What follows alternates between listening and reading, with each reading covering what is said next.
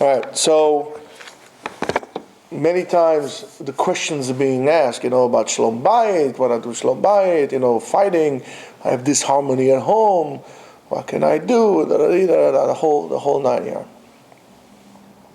Like any other thing in life, the issue of disharmony at home, which is a problem, doesn't really happen just like this. The roots of it go way back. You don't wake up one day in the morning and you have a cavity in your tooth. You have a slow decay and then you have a cavity in your tooth, or any other condition that you have.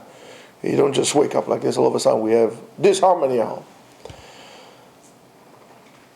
And why does it happen that people fight, people break their marriage, and so on and so forth? The problem is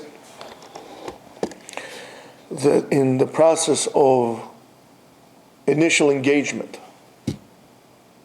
they made a mistake. And how do they pick their spouse? When they go about picking the spouse, the problem lies in that point. And what do I mean? We spoke yesterday about praying to Hashem, sending you the appropriate zivug, the appropriate match for you. To let Hashem send you, and that you would realize that that's the one for you. But then how do I know which is which? If you pick a person, you pick up a girl to marry because of money, the rule is like this.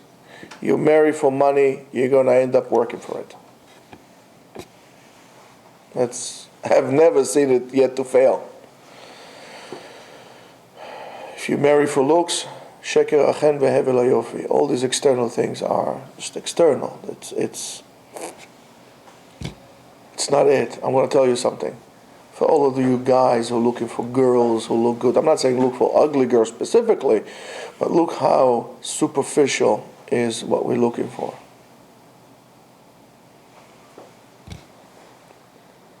And how insignificant the external looks are.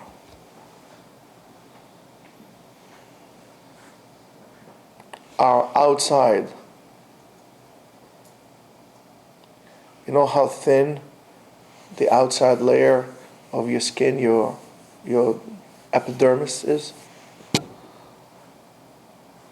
Most of your body, it's not pretty at all. Let me tell you, you skin a person, it doesn't look nice. I don't care who the person is. You take Bar Raffaeli, if you skin her, she looks like a slab of meat. And yet, we all mesmerized by these few millimeters of external skin rather than to look at the person inside. It just does not make sense. You can fix somebody's nose. Let's say they have a honker, wow. You can fix the nose. But to fix a personality, there's no surgeon who can fix your personality. When you look at a person to see if he or she would be your soulmate, everybody says soulmate, you don't even know what you're looking for. What you need to look for is, first of all, you want a what? A partner for life, right? For life. Don't be embarrassed to say it. A partner for life. My question to you is, do you know what life is all about before you pick up a partner for life? Did you ever look at the topography of life? Life, we never go, for example, and we look at a vast plateau, flat, and we go, wow, man, that's an amazing place. So, oh man, it's so flat. Life does not come like this. Life, when you see the Rocky Mountains, you see the Everest, and you see places like this, you go, wow. Or you see the Grand Canyon, and you say, oh my goodness, it's worthy to say a bracha. Life constitutes of mountains and valleys. It's like your heart, your pulse, up and down and up and down and up and down and up and down. In order to be able to navigate into life, you need to be able to read the map of life. And you need to realize that there are times that you're going to be at the bottom of the canyon. Then you need to look up and you're going to say, oh my goodness, I got to climb this mountain.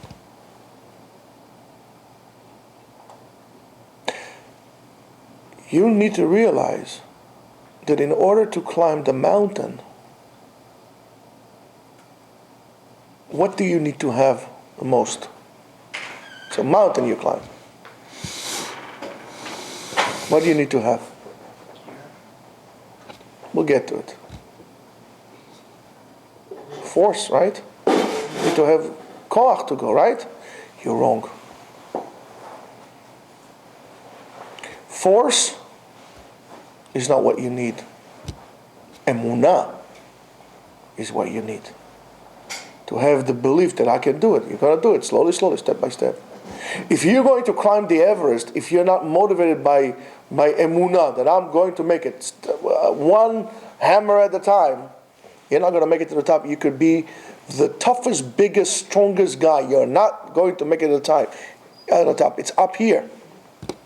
So when you are going to find yourself a partner to the journey of life, and to the valleys and the mountains of life, you need to find yourself somebody who would share the same core ideas and values and would understand that this is a mutual journey. And you need to pick up the appropriate person, not what turns you on. In other words, if as they say, your turn on is to have 8-inch pumps, those high heel shoes, you got to be absolutely out of your mind to go on a track on the Himalayas with wearing 8-inch pumps. You would need to wear boots. And there's nothing sexy about those boots. But those boots will carry your body, will protect your feet. Let me tell you something. If you have one broken nail in your boot and you carry about 60 pounds of weight on your back, and every time you go down, your pinky hits the shoe, you're going to be in such excruciating pain, you would regret you were born. You need to have good shoes. And you need to understand that the person that will go with you needs to read the terrain as well, needs to be able to read the terrain. That it means they have the understanding that if I reach the bottom of the canyon, I don't need to dig a further pit to put myself in. I'm going to start slowly, an incline. I'm going to slowly go up. And going up takes a lot of struggle. Because the weight on your back wants to pull you backwards. Your knees hurt, your muscles hurt, your back is aching. But you're going to do it because you're not alone. You have somebody to push you. Say, listen, it's okay. Don't worry about it. It's okay. One time you push your partner, one time the partner will push you. And together you walk hand in hand and you walk this path together. But when you want to go hiking into the track of life, and your partner wants to go into a cruise in the Caribbean, that's going to cause a disharmony. Shalom Bayit, as I told you many times, shalom does not mean peace at home. And by the way, Shalom Bayit, I'm so sick and tired of that. It's not between siblings, between kids and parents, between parents and married parents. No, it's between husband and wife. Shalom means harmony, not peace. I could be in peace. We get along with each other, but we don't sleep in the same bed, as they say. People divorce and they're, with peace with each other. I don't have any feelings for her. She doesn't have any feelings to me. But they don't have harmony together. Shalom Bayit means harmonious home. When you have a disharmony, most likely you picked the wrong person. So all these lectures about Shalom Bayit should really be stopped and giving before that a pre-marriage counseling. You wanna do something positive about Shalom Bayit? Guide people before the marriage of how to pick up the right spouse. What happens if we have already a marriage that is in process and things don't work? Well, then we need to realize that we are a microcosm. And we said it. I am a microcosm of a universe. And me and my wife are a larger microcosm of the universe. And the way HaKadosh Baruch Hu interacts with Am Yisrael is also a reflection of how we interact with one another as a husband and wife. Because it's not about building a house or reaching to your retirement and so on and so forth. It's about building a bayit, ne'eman b'Yisrael, a house that is built on emunah. Ne'eman milshon emunah. So if you're not building a house through mutual emunah, in other words, I believe in one thing, you believe in another thing, our relationship is doomed to begin with. The beauty, the external, is meaningless, and if you go about it, you're going to fail. You're going to pay the price. You need to find someone who shares the common values with you, who believes and understands your role as a couple. It's a message. We are all messengers of Hashem. HaKadosh Baruch Hu sends us on this mission to this world. We are partners to a mission. If we don't cooperate with each other on a productive manner, in a harmonious way, we fail the mission. I said the mission, not the mention. Most people think that their life is about building mansions and big houses and cars. No. Your mission is to bring this world into a better state, to help people. You don't have to be a Lubavitcher chassid to open a house that is built on Chokhmah, Binah, Vadat. A Jewish home should be built on Chokhmah, Binah, wisdom, understanding, intellect, chesed. Should be tiferet. Pride should be based on gevurah, to stand strong against the elements outside,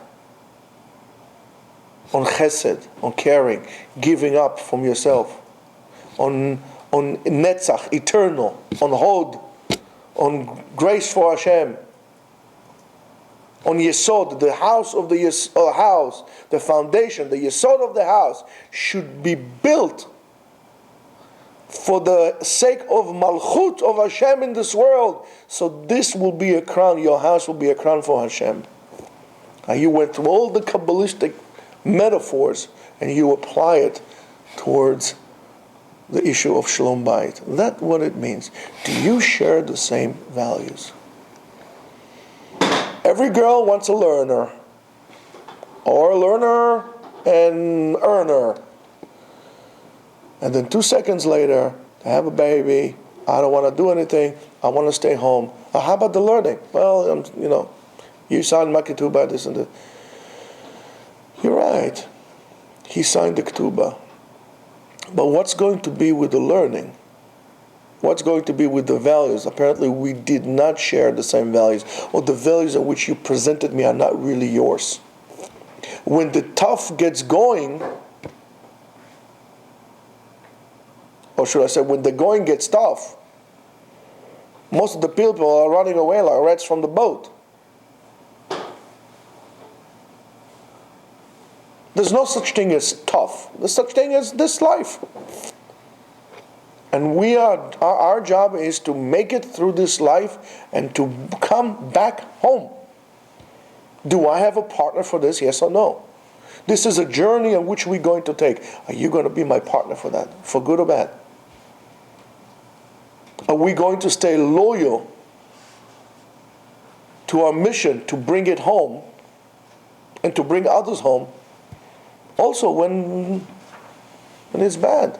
A lot of people like to go on the Appalachian Trail. It's like, I don't know, 2,000 miles. You go from Florida all the way up to Maine.